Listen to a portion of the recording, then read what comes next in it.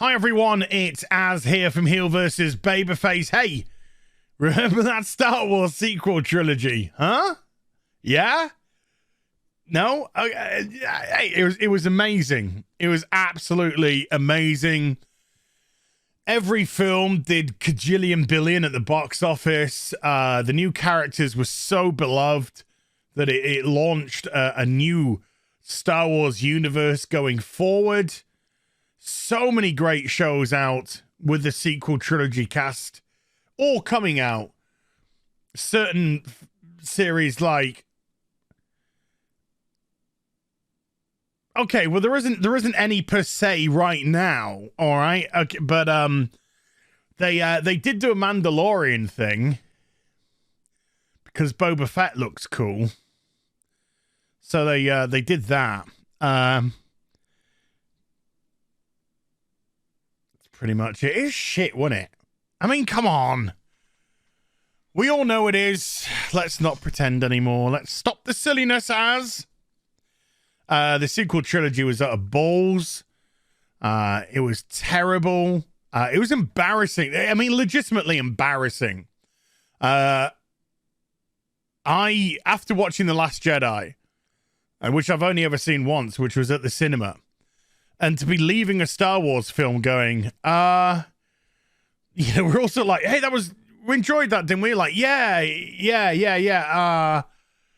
Well, I mean, I didn't like this bit, and I didn't like that bit, and then we're on the way home, and we were literally just talking about everything that we hated about the film, which actually turned out to be the film.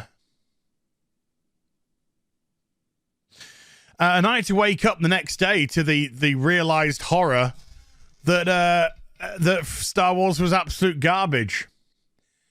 And then when I saw the trailer for the Rose of the Skywalkers, and you heard the Emperor's voice at the end of the trailer, and you just like, Jesus fucking wept.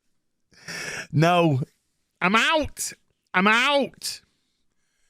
I have the honor, I'm going to call it an honor. I have the honor of not seeing The Rise of Skywalker. Well, how can you comment on The Rise of Skywalker if you haven't seen it? I watched Mauler's video on it, and that told me all I needed to know about it. The story, the plot, the absolute disaster that it was, and it was presented in a interesting and funny way, which is something that Jar Jar Abrahams failed to do rather massively. Not something I'm ever planning on seeing, and that's not out of some sort of spite or anything. I just know it just doesn't look remotely interesting for me to watch. There's numerous films that I like that. Terminator Dark Fate, haven't seen it, don't want to.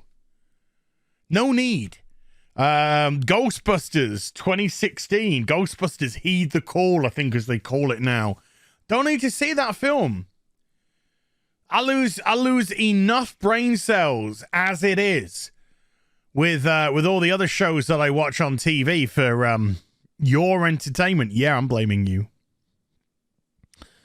So anywho, what happens when we voice our opinion about how we felt about it? What happened when we were not happy of the treatment of Luke Skywalker and the way that his character was just absolutely annihilated beyond any sort of recognition, and then being killed at the end of the movie by, I don't know, overexertion of the Force. I don't know. The whole thing was so dumb.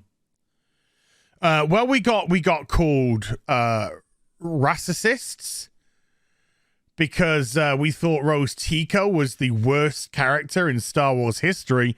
I mean, now that's up for debate because we had, of course, Admiral Hold the Door, and we've had Leet. It wishes the robot from Solo. Yeah, there's stiff competition in Star Wars for the worst character It's funny that all three are female. Just saying, you know, the Force is female and all that. We got called racist. We got called even though of course we were trying to defend John Boyega from the absolute character assassination that he had. But okay. You know, this is the company that shrunk him in promotional material for China. Because it's just like, hey, China, can you go watch our Space Sword movie that none of you are interested in? We promised to diminish the black men. We promised to diminish them so it doesn't look like there's a black man. Hey, we'll even get somebody that's just Asian. I mean, we don't even, know the politics, but she's Asian, so guess she's one of you lot. And then we'll just get her dragging him around like a dog for the whole movie. You like that, yeah? Kind of fits in with your ideology. Yeah. So we got called, all sorts of things under the sun. But most of us, we stayed resolute. We wouldn't be bullied by such pathetic terminologies. We wouldn't be gaslighted by such ridiculousness. And it was hilarious because it even got to the point where Disney essentially sponsored a podcast called, was it Rewinding Ripley or something? Which was designed to try and look as if it was just Star Wars fans. But they were to go out and they were to attack detractors of the Star Wars. And they put together that piece that made Ryan Kinnell look like a suicide bomber. Sorry. A self-deletion exploder, or I don't know what you meant to call them nowadays, without getting hit by YouTube. And it was just so funny because of the research was so pathetic. And the attempt was so pathetic. And all of this was endorsed by Disney. What else did we have? When the dust had settled, when the battle lines had been drawn, one man stepped forward called Jon Favreau with a vision of Star Wars. A vision which certainly I would say seemed to be more leaning towards the original fans as opposed to the sequel shite.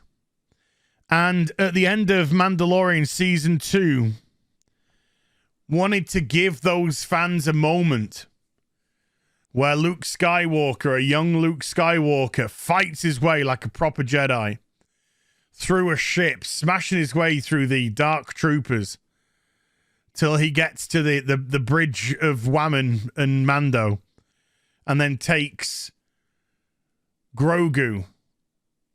And we're just like, it's Luke! Young Luke! And for a moment, it felt like this gulf which divided everybody, suddenly had a rope bridge connecting both sides. And it was just like, hey, you can cross the bridge and we can talk. And then Pablo Hidalgo, one of the biggest pieces of shit in Disney Star Wars, decided to have a go at Star Wars' biggest online fan channel that did nothing but support Star Wars through thick and thin. Even if they didn't like what they saw, they were still very supportive of it all. They attacked that person, Star Wars Theory. And it just showed at that moment how absolutely, unequivocally, they don't care about the fan base of Star Wars. They don't care a single jot. They look down at you. They laugh at you. They think of you as plebeians, as scum. And yet you are the audience. You are the audience that they need. Because the audience that they want doesn't buy shit. The audience of the sequel trilogy, which is so vocal on TwitTwat, don't do anything. They don't support it enough merchandise-wise. They don't support it enough film-wise. There's no shows being made of any sequel characters. None. Nothing. That universe is dead. Gone. Because they're all pants, no trousers. They're all mouth. And it's the audience that Kathleen Kennedy said that she wanted to get rid of. But if Kathleen Kennedy, to me, is such a stupid woman that she doesn't understand that Star Wars is a generational thing. So even the fans of the OG Star Wars that might be getting into their 50s or 60s or 40s that used to play Star Wars as a kid or a young adult, that they are now bringing their children, their grandchildren to the cinema to say, hey, this is what I loved as a kid.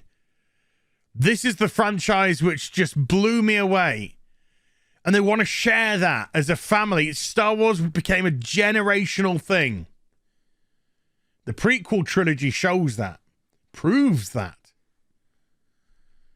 And yet Kathleen Kennedy, we want to get rid of these people. Get rid of these people. And again, we get called every name under the sun: racist, white supremacist, misogynist, all of it. Let's have a look at this. Let's have a look at this. Marcia Lucas, the ex-wife of George Lucas. This is what she has to say. This is what she has to say. An editor on the original Star Wars movie. Somebody, by the way, who, when they saw the Phantom Menace,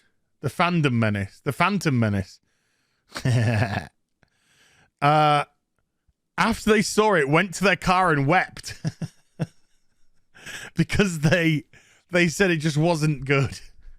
It just wasn't good, and what had happened to George. And I know there's a load of you that like the prequels, but look, there were some good ideas there, and it was executed very poorly. It was filmed poorly, and it could have been so much better. But let's leave that debate to someone else's comment section. I like Kathleen, she says. I always liked her, says Marcia Lucas. She was full of beans, and she farted a lot. And she was really smart and really bright, really wonderful woman. And I liked her husband Frank. I liked them a lot. Now that she's running Lucasfilm and making movies, it seems to me that Kathy Kennedy and J.J. Abrams don't have a clue about Star Wars. Uh-oh. Is Marcia Lucas, ex-wife of George Lucas, editor on Star Wars, is she a racist? Is she a white supremacist? Is she a misogynist? Has she got, internal misogyny, as they like to say, when a woman speaks out and says, oh, shut up? They don't get it. And Jar Jar Abrahams is writing these stories. When I saw that movie where they killed Han Solo, I was furious. I was furious when they killed Han Solo. Absolutely, positively, there was no rhyme or reason to do it. I thought, you don't get the Jedi story. You don't get the magic of Star Wars. You're getting rid of Han Solo. And then at the end of this last one, The Last Jedi, they have Luke disintegrate. They killed Han Solo. They killed Luke Skywalker. And they don't have Princess Leia anymore. Because, of course, Carrie Fisher had OD'd on all manner of concoctions, God bless her soul. They killed Luke Skywalker, and they don't have Princess Leia anymore. And they're spitting out movies every year, and they think it's important to appeal to a woman's audience. So now their main character is this female who's supposed to have Jedi powers, but we don't know how she got the Jedi powers or who she is. It sucks. The storylines are terrible. Just terrible. Awful. You can quote me. J.J. Abrams, Kathy Kennedy, talk to me. So it looks like Marcia Lucas really thought that these stories were absolute garbage as well. Now, of course, this looks like she says this after The Last Jedi. So goodness knows what she thought of The Rise of the Skyspoker. You know, when they revealed that she was actually a Palpatine and she'd been a cloned Palpatine. She'd had Palpatine jizz on her parents. Whatever. Absolute laughable. Laughable. So sure. Once again, Star Wars, to me, pretty much a dead brand. The only thing that they really had going for it was The Mandalorian. And although that is really popular, particularly on merchandise, it's like the biggest selling merchandise thing going for Disney Star Wars. The fact is that Pablo Hidalgo might have killed off a huge portion of that audience. They might have killed off the desire to see any more. And with Book of Boba Fett dropping December of this year, is there going to be that much of an interest in Book of Boba Fett? And then the wait for season 3 of Mando goes on. So yeah, so if we're all racists and misogynists and white supremacists and all that lot, then you've got to tie in Marcia Lucas too, which you can't do. Of course you can't do. She's just speaking common sense. But hey, keep on gaslighting, Star Wars. It's working out really well for you. I'm joking. You're fucked. Hope you enjoyed the vid. If you did, do give it a thumbs up and also subscribe to the channel. Follow me on social media and YouTube for live streaming. Links are in the description box down below. I'll be back with some more stuff very soon. You take care. Bye for now.